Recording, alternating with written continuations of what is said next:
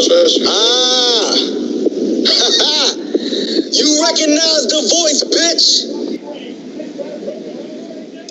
Hello, everybody. Welcome to episode number 8, I believe. Seven. This is definitely episode number 8. Yeah, I'm with Glenn. I think it's 8. Pretty sure it's 7. It's 8. I think it's 7, Mickey Mantle. I think it's 8. I'm pretty sure it's 8. Bill Dickey. I'm pretty sure it's 8. I'm with Glenn on this one. The Miz is I'm going to our Twitter right now. Find it out. Miz just beat Roman Reigns, Intercontinental Champion. God damn it. Nope, we were wrong, Loso. It is episode number 7. Yeah. Whoopsie. I trust my audio engineer. Anyway, Well, welcome, idiots. Welcome to episode number 7 of Don't Shoot the Messenger. We got plenty of stuff to talk about today. NFL and NBA action going on, guys. As always, I'm your host, Glenn, here with JR Swish, Look Good Loso, and our pal Sauce, a.k.a. Austin Price. Why do I get my real name used? Fucking weirdo. Because you don't have another moniker I can go by. I don't need one, just Sauce. Sauce, the Moose. How about that? The Moose. I feel exposed. Pretty much. Everybody knows who we are. At Sauce _7.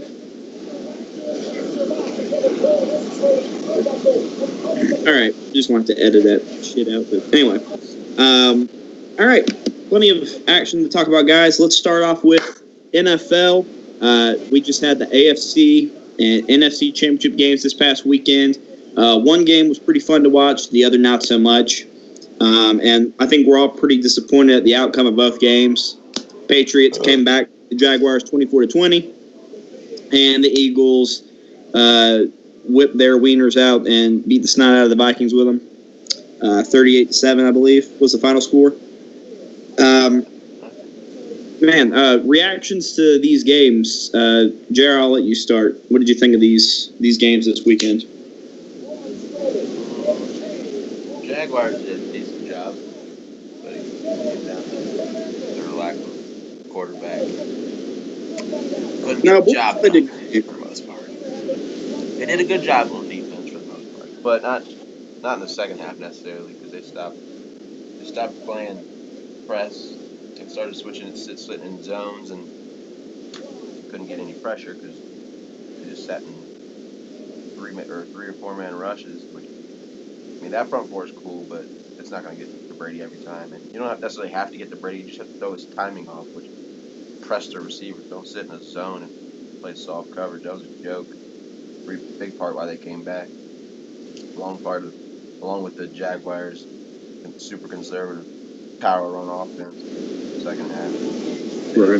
They didn't play to Bortles' strengths with run pass options. The same way the Eagles won. Basically, they stayed in that for most of the game for Nick Foles, and he looked comfortable and dotted the Vikings defense to hell. My God. JR, you're cutting in and out. Am I? For me, yeah. I don't know if any of you guys are having a problem. I mean, you're the one recording, so it's not really going to affect you, but, you know. Yeah. So. Yeah, that was for the first AFC game, at least. That was a good game. It was close like I expected it to be, for the most part. Yeah, the whole problem was... Wait, what? Well, I was just going to say, the whole problem was, it wasn't like with the Steelers, where second half, you know, they kept their foot on the gas, they kept doing what they needed to do, making adjustments, stuff like that. Second half against the Patriots, like you said, they just sat in the zone and went way too vanilla on offense. So yeah, I mean, it's no wonder the Patriots came back. Yeah. Good shock there. Yeah, I don't get why they switched from their man coverage that was working the whole first half into the zone. Yeah, especially when there's no Gronk. Like, just man up and play. It's more of an opportunity to do so. That's retarded. I think the case of coaches just overthinking. Yeah, pretty much. I think so too. Yeah, they went away from being as physical as they were, and Yeah, Or right just- before halftime, you saw that. Jesus Lord, take a knee before half, 50 seconds, 2 timeout. My God, that's just a joke. And then NFC game was the only surprise. The way the Eagles just throttled the shit out of the Vikings. My God. Well, Yeah, fucking Montana. Yeah, what just happened? Bulls look like Carson Wentz out there. What the hell? Like, all right, I can see the Eagles win, but my God, I didn't even think the Eagles would win. I thought the Vikings would win by at least like 5 or so, or at least a touchdown. I just thought the Vikings would win a close game. That wasn't even close to a game. My God. Vikings came out first drive, scored a touchdown. I was like, okay. And after that, it was just all Eagles. I'm like, oh my God. Nick Foles literally tore the Vikings defense to shreds with that. That was pretty impressive, though. I'll give you that. Loso laughing to fucking wrestling in the background. No, I'm laughing over here. Glenn telling people not to talk and get the fuck out of here. He's telling who not to talk. I don't know, bro. It's somebody in his family. Oh. They told him to say hello. Do the thing and put your thing in your thing. Oh. Oh, yeah. Is Sauce dead? Where's Sauce at? Sauce is still here. It's getting edited out. My God. Sauce, you're getting edited out. Okay. Or at least your real name, anyway. I'm just trying to get the fucking Eagles edited out. Austin G. Cornelius Price. Sauce, what about your thoughts on the game? We've heard Loso, we've heard JR. I picked Jacksonville, but I wasn't feeling too confident. When Blake Bortles is your quarterback, if they get a decent quarterback, they're going to be really good next year. But they had every opportunity to get New England out of there. And then, like you guys said, I didn't see that onslaught happening to Minnesota whatsoever. That was brutal. But I don't think Case Keenum's the guy in Minnesota. That's a completely different tone from last week, because, at least for us, because were you here with us last week, Sauce? Yeah. I just remember, I know that I said it, but, I've been praising Keenum all season, and, even last week I was saying, he's proven, he can be a good starting quarterback in the NFL, and whether or not, you can say, well, he got exposed. I don't know if that's really fair to say. I mean, it's a big game, but again, it's one game. I don't know. I think he's going to I don't think he's going to carry this into next year. I think this is another Nick Foles year where he has a crazy good year, gets paid to go somewhere, and then. Yeah, but now look at Nick Foles. He's taking the Eagles to the Super Bowl. Yeah, but he didn't. Most of that isn't his work. That's Carson Wentz's. No, but when it came time for Foles to step up and do what he needed to do, he looked like the Foles that threw 27 touchdowns and 2 interceptions. That's true, but he's also been a bench warmer for 3 years, so. He has. And Keenum's been a bench warmer, too. So, I mean. You guys were bench warmers in Jeff Fisher's offense. Underneath that Jeff Fisher coaching trio, baby. Anything, when you're a quarterback in Jeff Fisher's offense, nullify whatever the fuck you were. I think Tom Brady would have probably been a bench warmer in Jeff Fisher's offense. Yeah, if he was a starter, he'd probably have like 2 wins in his career right now. Yeah, but Foles also played in Kansas City as a backup, and Keenum played in Houston and didn't make it there either. I mean, but Keenum's also like the GOAT college quarterback of all time. Yeah. That's the GOAT part. I'm sorry, did Vince Young die? I mean, look at the numbers. Tim Tebow die? Look at the numbers. Look at the numbers. Oh, my God. Anyway. Foles obviously wasn't going to start over Alex Smith, who was actually in the system for a while with Andy Reid over there. I know Nick Foles played with him previously, but... Yeah. But, I mean, I don't think Bortles is getting a fair rap right now because, of course, he had a good postseason, honestly. Besides that one game he threw for like 7 yards. Mm-hmm. Well, I mean, that's what, round 1, yeah. But, I mean, what I'm saying is Bortles played a perfect game on Sunday against the Patriots. I mean, no turnovers, no blatantly horrible throws. I mean, even on the last, offensive snap for Jacksonville. He put the ball exactly where it needed to be, but the Patriots defender, I don't remember who it was. I think it was Stephon Gilmore. Yep. He just made, or Malcolm Butler, one of them. Yes, Stephon. He just made an amazing play on the ball. Bortles was he looked crisp. He looked good. And whether or not he's Jacksonville's quarterback going into next year remains to be seen. I mean, I kind of doubt he does, but the guy doesn't really deserve this kind of slander. I mean, like I said, I think it's more so Jacksonville lost because they went way too conservative. I think they outcoached themselves. You know what I mean? They went all Republican on our asses. Conservatives. And then, as for the Eagles-Vikings, none of us saw that coming. I mean, wow. The Jags in the second half just shut down like our government. But our government has opened back up after a 69-hour shutdown. Nice. So who ended it, Gronk? Must have. Anyway, so looking at the other side of it, guys, we're talking about whether or not Case Keenum's the guy in Minnesota or Bortles is going to stick around in Jacksonville. What's next for these franchises? Sauce, I'll let you start. Jacksonville's probably in the best shape. I don't know, Minnesota's in pretty good shape too, but they both Jacksonville and Minnesota both have something to figure out at quarterback. Minnesota's got 3 on their roster, and Jacksonville, I would assume, would not just want to go forward with Bortles. He's not very good. If you can get like a Kirk Cousins or draft somebody, or there's better options out there. Well, I think it's obvious what Minnesota has to do. You sign Case Keenum and you draft a quarterback first round. Problem solved. Am I right? So you just write Teddy off? No, yeah, you got 4 quarterbacks on the roster. You definitely can't lose like that.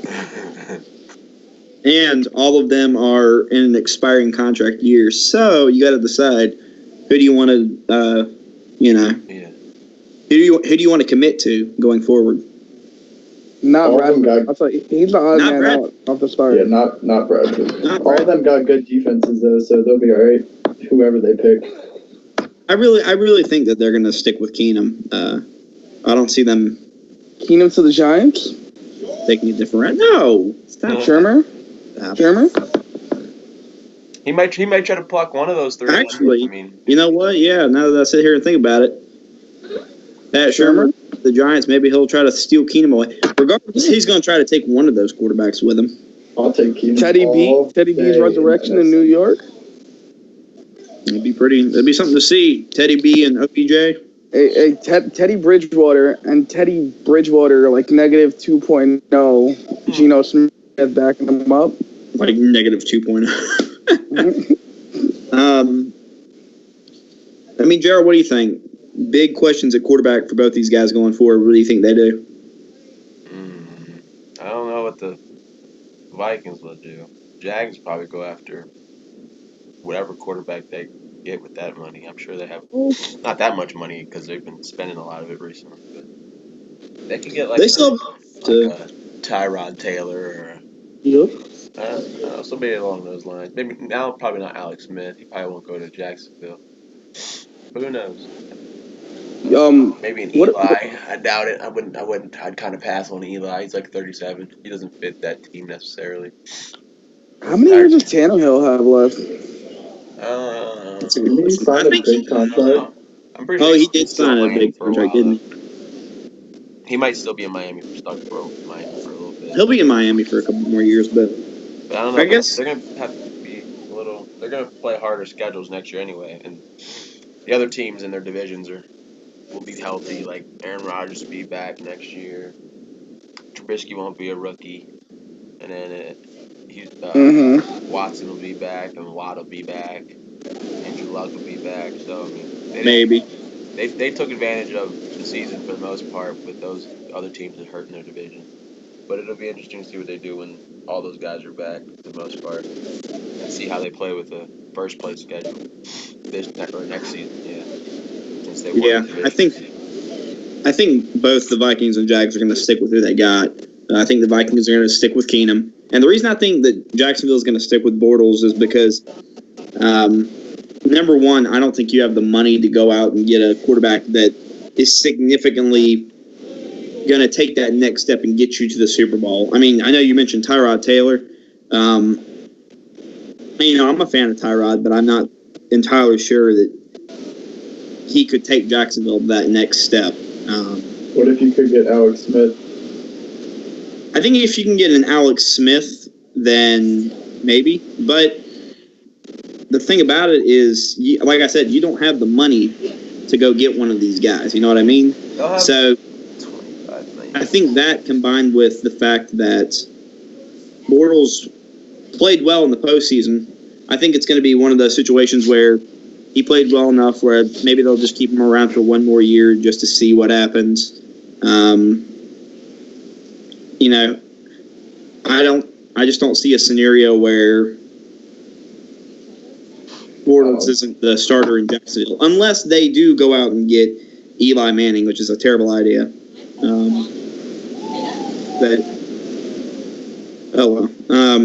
Speaking of the Giants guys and Eli Manning, it's official now that Pat Shurmur is going to New York. Steve Wilkes today got hired by the Arizona Cardinals. And then, of course, Matt Patricia is going to the Lions, I believe it is. Is this just me or is Wilkes disgustingly overrated? Yeah, I think as a guy who watched the Panthers defense every week, they were worse than the last. I can attest to that. Don't get me wrong, Wilkes is a great guy. But you know they say nice guys finish last. His background is D-backs, right? That's what he was started as, a D-back? He was the Panthers defensive backs coach, or the secondary coach when Sean McDermott was defensive coordinator. So, I feel like that's the strong point of the Cardinals defense, do you think? So, we got Tyrann Mathieu back there. They got Pat Pete back there. You think it's a benefit matching him up with those talented secondary players? I do, but, I also agree with the point that he's highly overrated because the whole issue with Wilkes was he was way too aggressive all season, taking Luke Kuechly out of coverage for the most part. Those constant 5-6 man rushes, eventually teams learn how to pick up on them, and, it killed Carolina down the stretch. So like I said, I like Steve Wilkes and I wish him nothing but the best, but I just think that he's pretty overrated. JR, what do y'all think? Steve Wilkes a good fit for Arizona? I'm not sure, because the Cardinals, I don't know. What are the Cardinals? Cardinals run a 4-3-2 again? I don't know. Cardinals are in kind of a weird place right now. Like, you kind of need to rebuild. You kind of don't need to rebuild. I mean, what do you do? Yeah, they don't have to rebuild. They don't have to get rid of everybody now. Just got to get rid of, well, they already got rid of, they don't have a quarterback, so they're going to figure that out. Right. They need receivers. But it's also not a scenario where you're only a quarterback away. I mean, that offensive line is terrible. What if David Johnson comes back and he's not the same player? Larry Fitzgerald's going to retire soon. So they need a bunch of receivers. They need a quarterback. They just got. And you need help on defense because I know we talked about they have Pat Pete, they've got Tyrann Mathieu back there, but that's it. They don't have anybody else. They had a rookie in Buda Baker, but I don't think he played. Buda Baker was okay, yeah, but I mean, there's a lot of holes for Arizona, so I think they're kind of in that weird spot of not going to tank or not going to rebuild, but not really going to significantly improve. I would tell them to rebuild. They're probably the lowest team in that division. 49ers are up on their rebuild. They look like they're getting stuff together. Seattle's still good, and then the Rams obviously are nuts. So I would tell them to rebuild.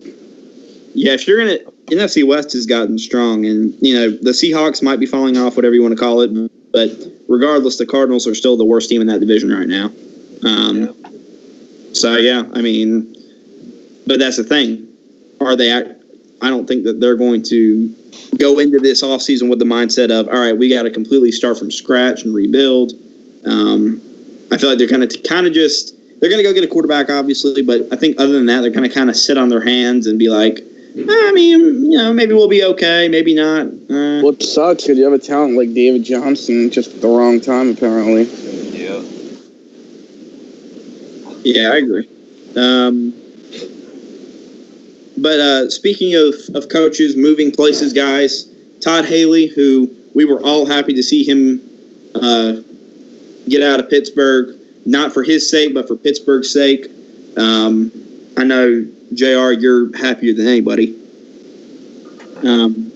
Late birthday present. Speaking of which, happy late birthday to our good friend JR Swish. Am I really going to be the only one to wish this guy a happy birthday? Come on, guys. This our sound Someday. What? All Birthday was he a did was week take ago. Henny man. to the face. Birthday was Yeah, it was a a week week ago. ago, but we ain't recorded since. His birthday was like 4 episodes ago, bro. 4 episodes. Right. What number are we on? 8, right? We're on 7. Remember, we had this discussion in the beginning. Number 9? Was I that? just trying to be a fucking funny guy, Austin Cornelius. Yeah. Austin Price. But Todd Haley now, just today, got hired to be the offensive coordinator for the Browns. That's So the Browns hilarious. no, I know, right? They've absolutely resigned themselves to. Josh Gordon's like, smoke weed every day. That's what he's going back to this season. Oh, baby. Just thought that was pretty funny that he goes from Pittsburgh to Cleveland.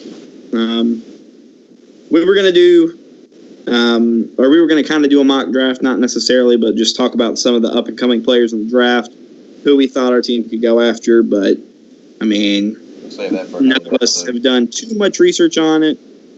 Only guy, Save that I know. for another episode. we'll save that for the next episode. Yeah, I mean, only guy I know I'd want is Minka Fitzpatrick, and he's going top 5. So, Josh Jackson to the Rams. stop it. You watch. Watch. All right, guys. So we're gonna transition from NFL to Eli NBA. Apple to the Panthers. What's that? Yeah, what about Mike Vrabel? Fuck. Mike Vrabel. Yeah. Oh yeah, Mike Vrabel. That's better left unsaid. Thank you, Mike Vrabel. Yeah, new head coach in Tennessee. Dick LeBeau is out after 59 years in the NFL. Dick LeBeau is finally calling it quits. Can't really blame him. I mean, to be honest here, the dude has got both feet in the grave, maybe? I don't know. Oh, that's messed up to say. I know, I'm sorry. Dick LeBeau, a legend. He's got both eyebrows in the grave right now. Nah, but I mean, Mike Vrabel to Tennessee, not really a significant hire. I I mean, thought it was pretty shitty, honestly.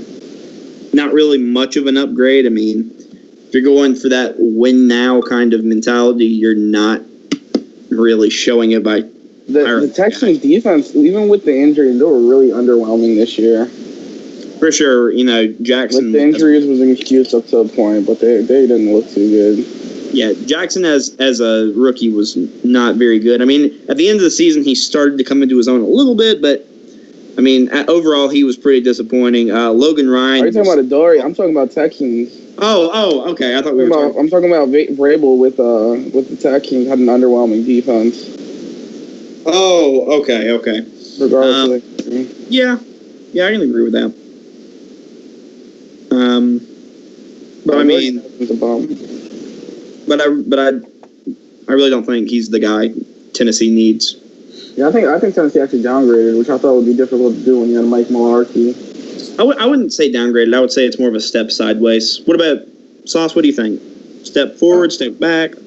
I think it's a step back. I think Vrabel's going to go on top of that list of Belichick assistants that fail.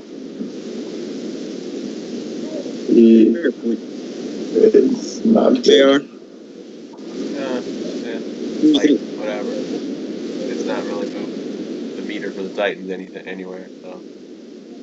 The Texans always have had like a really good defense, and then this year they were so bad.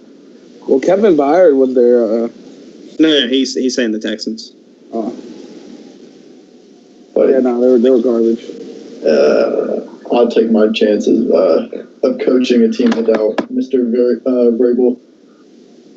Yeah. Yes. All right, guys, we're gonna transition now from NFL to NBA. It's been a couple episodes since we got to discuss any NBA stuff. We'll finally have some good things to talk about.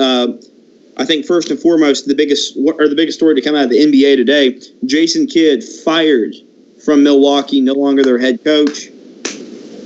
Who's clapping? One of you guys is slow Who's clap. clapping, goddammit? Who's clapping? Put it back. Did you hear about Giannis? Yeah, apparently, guys, Giannis texted or called Jason Kidd one like 15 minutes prior to him getting fired when he found out what was going to happen, and he told him, I'll do whatever I can to get you to keep your job. I'll call my agent. I'll call the owner. I'll do whatever I need to. And Jason Kidd told him, really, there's nothing you can do. So You know what that means? Giannis to the Knicks confirmed. Thanks. Multiple sources confirmed. Yeah. Thanks. I guess that's my question here, guys. This is a huge deal for the Bucks going forward because you've got your perennial superstar in the Greek Freak, and now you've gotten rid of the coach that he loved and really pissed him off. So there's no way he's staying now. I mean, do you guys agree with me? 100%. Yeah. Yeah, probably. But it's weird. I feel like he has a loyalty to Milwaukee as well. I don't know. He's a strange guy. He's a young kid. He's a really determined, focused thing. I remember reading about him not taking LeBron's invitations to his camps or anything like that because he wanted to become his own star, do his own thing, and build Milwaukee from the ground up, pretty much. Right. I feel like it makes it a little hard to just up and leave because your coach is fired. I think a lot will have to do with who they bring in and shit like that. You got to think. I mean, Kidd he's been there through his the majority of his career, at least. He's helped this guy grow into the player he is. So, can Milwaukee go out there and find a coach that's going to be better for them? Yeah. Yeah, it's like, I don't know. They're gonna hire Mark Jackson. Yeah. They'll hire Mark Jackson, and then they'll face the Warriors in the finals. Confirmed. How was Milwaukee doing this year? They weren't bad, were they? I'm going to be honest, I don't know. They're in a little slump right now, I believe. I think they're like the 8th seed, I believe, right now. They were like the top 5 seed, so. They fell from like 5th to 8th, so they fired. I don't know. I don't know. There's no reason for him to stay in Milwaukee, but Sauce has left the building. unless he wants to. You guys hear me? Oh, Yeah. He's back. Sauce, I was just about to ask you, are you happy Kidd's gone? I'm not going to sit here and tell you I've watched a lot of Milwaukee games, but It's not like they're on TV much, yeah. this is the second time he's gotten fired. He got fired from the Knicks, he got fired from the Bucks, and I feel like it's harder to get fired from the Bucks than it is the Knicks, just because He got fired from the Nets, not the Knicks. What? Yeah, my bad. Nets. He's also been hired twice. Yeah. True. I think, But I think a lot of people see Kidd as a guy who, he wasn't in the NBA like an entirely long time ago. He was a brilliant offensive point guard. He had that kind of all-around point guard in the NBA. Well, yeah, exactly. And you want, I guess, when you see what he did on the court, and you see a brilliant mind who can bring that to a whole team, and I don't know. It doesn't seem like. There's only 2 that I can think of. Well, I guess 3 now that what's his face is on the Lakers, but it doesn't seem like players that played recently are successful coaches like right away. Yeah, or That's too recent. Yeah, or at all, really. Because Jeff Fisher got canned, Kidd's been canned twice. That's all I can think of right now. That's at least who played recently. Right, but I understand what you're saying. I don't know. I think it was a stupid move because I think the damage is done with Giannis, and I think he's gone. I don't think so. Depends how much you like Milwaukee. I mean, it's Milwaukee. There's not really much there. Yeah, So, yeah, but I don't think he's also the one that. I don't think like he would enjoy South Beach. oh, probably maybe not. Maybe he does, but not like to that extent. But yeah. well, it's like Loso said. He kind of wanted to build a team from the ground up himself and do his own thing. I think a lot of young guys in the NBA have that kind of mindset. Kyrie, probably the biggest name I can think of, that obviously wanted to do that, and he's getting a chance to in Boston. But I don't know. I just don't see. I don't see Giannis committing long term to Milwaukee until they at least have another coach in there who's going to lay out a plan to get them to the top of the East. Because let's be honest, the Cavs aren't going to. I mean, they're still up there right now, but very, very quickly here they're starting to fall. They've been falling. Well, and while we're on the subject of it, guys, talking about the Cavaliers, trade deadline coming up in the NBA, we have some big names that are up right now. DeAndre Jordan, another year, his name comes up. Kemba Walker out of Charlotte, pretty surprising that his name came up. How does that make you feel, Glenn? You're talking to the Spurs fan, pal, so I don't know what you're getting at here. Oh, no, I am not. Don't. Man. Do you see this hat, sir? No, I don't see any hat. The viewers don't see it, but I know you do. No, I don't. I just see JR. How the hell do you not see that?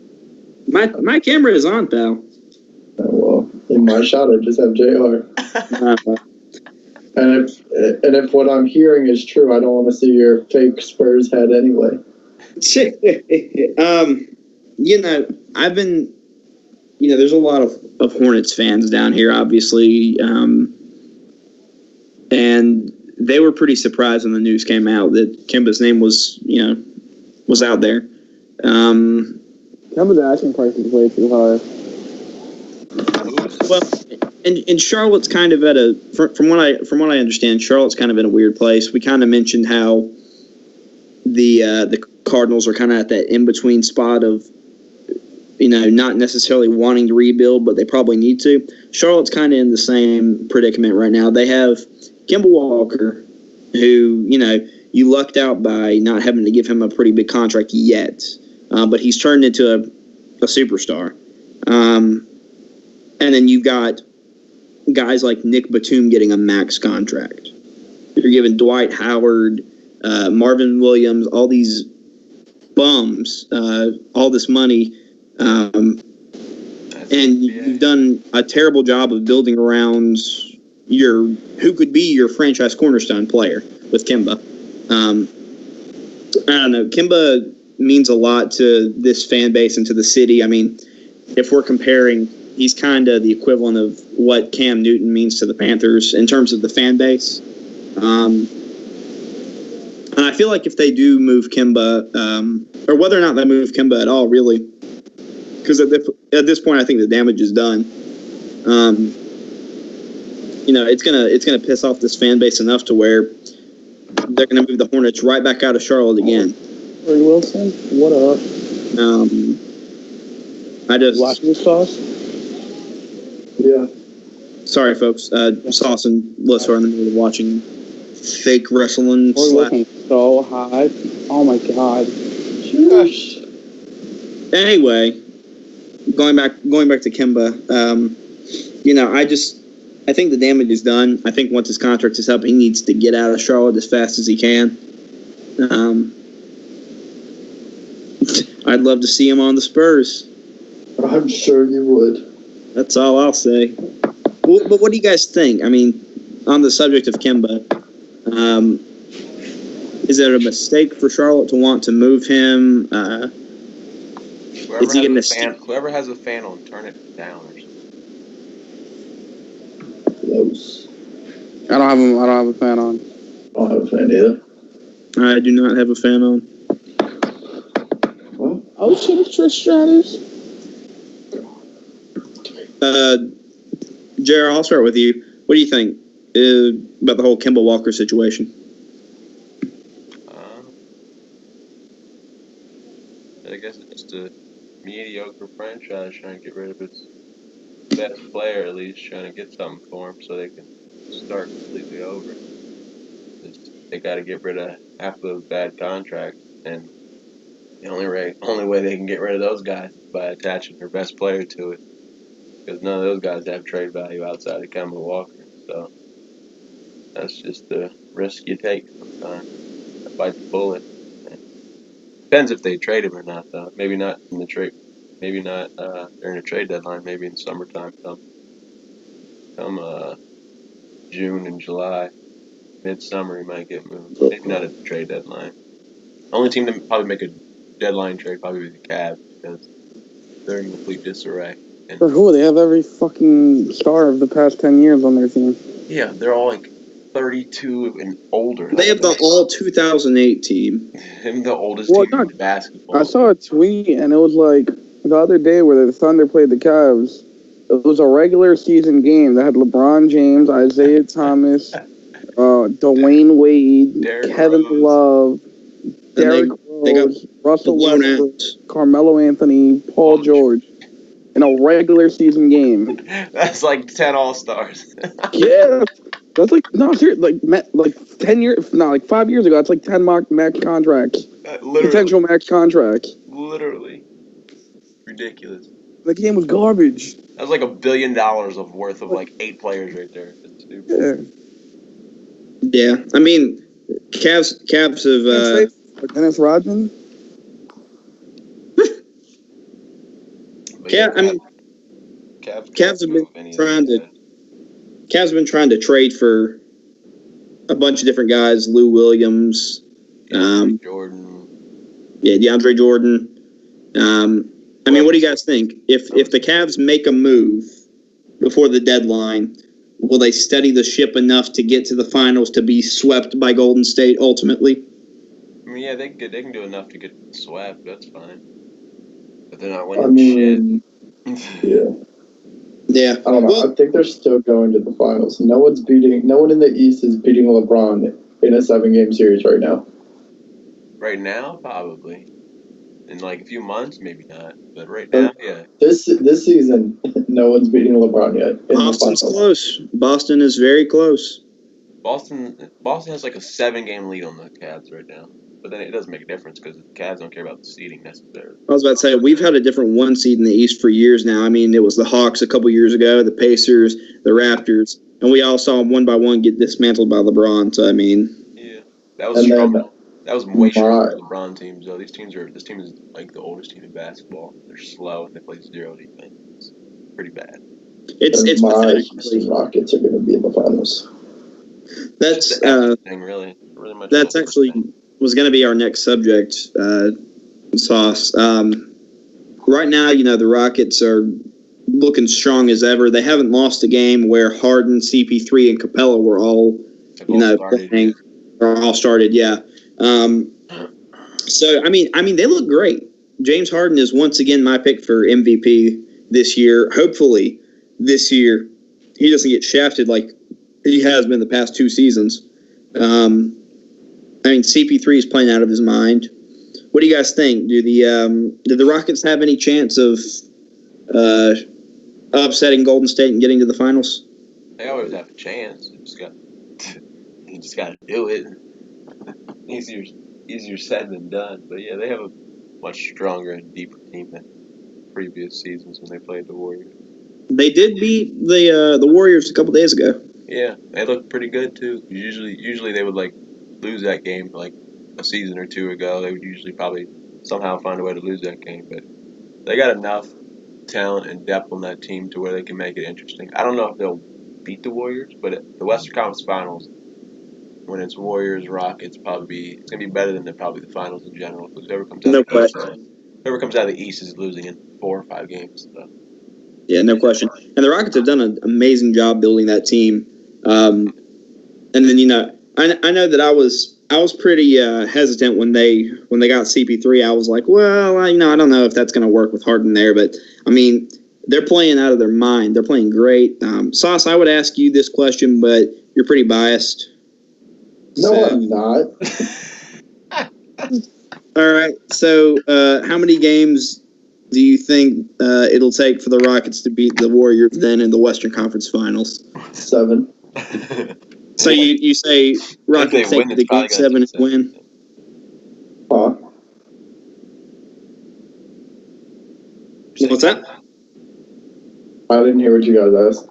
I said, so the Rockets take it to game 7, go to Golden State in game 7 and win. Yep. No bias at all.